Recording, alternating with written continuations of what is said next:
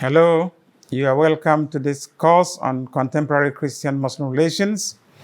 We have been trying to look at, in previous lectures, some of the theological factors that affect and influence and impact on Christian-Muslim relations and Christian-Muslim encounters in the contemporary times. Two of those factors we looked at in the last two lectures are the Muhammad factor and the Jesus factor.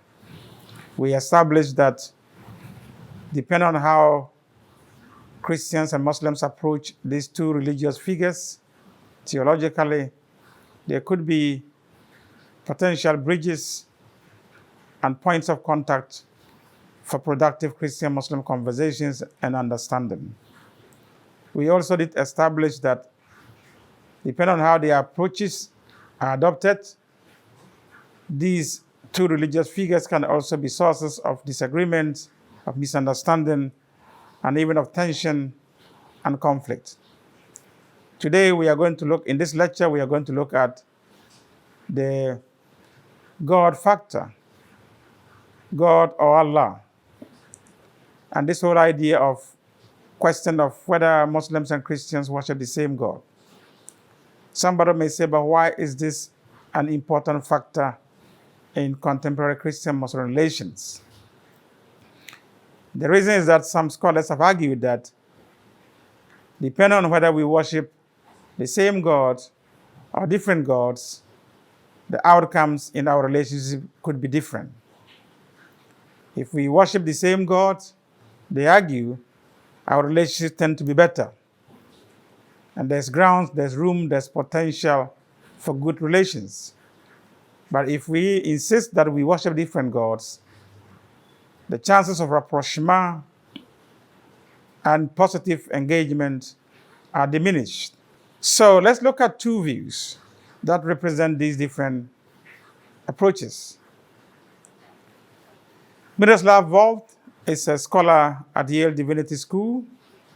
He has argued that it is in the best interest of Christian-Muslim relations that we worship the same God, or that we understand that we worship the same God. This is what Miroslav Volf has to say. The more different the gods worshipped by various people, the more likely, all other things being equal, that their respective worshippers will come into conflict, and the less likely that they will find peaceful resolution to conflict. The more different the gods are, the more likely there's conflict. The more common the gods are, there's potential for resolution to conflict and peaceful coexistence. This is the claim that Miroslav Volf is making. And therefore, Miroslav Volf proceeds on the premise of this argument to argue theologically that Christians and Muslims worship essentially the same God. He argues this in his book called Allah, a Christian Response. But the other scholars take a different view. Stephen Prothero is a scholar at Boston University in the US also, and he has written a book titled God is Not One. And for Stephen Prothero, in which all gods are one. In fact, Stephen argues this naive approach has led Christians and Muslims only down the path of conflicts and not peace. So Stephen Prothero will argue that it's not true that Christians and Muslims worship the same God. And let us establish that fact, that Christians and Muslims worship different gods. Now, of course, as you can see from the title of Stephen's book, God is not one. That's the title of his book.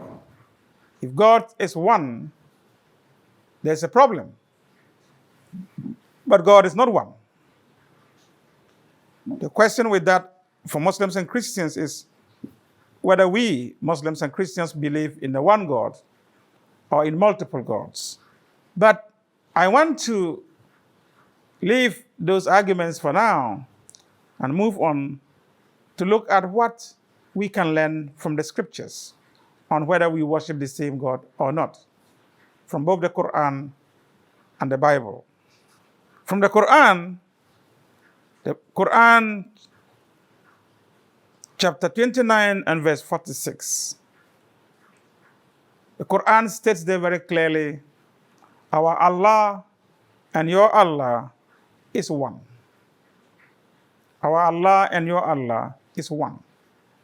Right from the get-go, the Prophet of Islam never understood his mission to be about preaching a different God.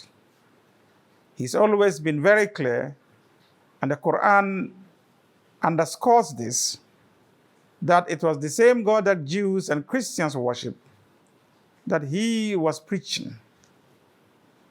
And you find that, as I said, in this verse of the Quran. Our Allah and your Allah is one. In other words, the God Muslims and Christians are worshiping, according to the Quran, is the same God. In Romans chapter 3, verse 29 and 30, the Bible also has this to say, or is God the God of Jews only? Is he not the God of Gentiles too? Yes, of Gentiles too. Hence, since there's only one God, who will justify the circumcised by faith and the uncircumcised through the same faith?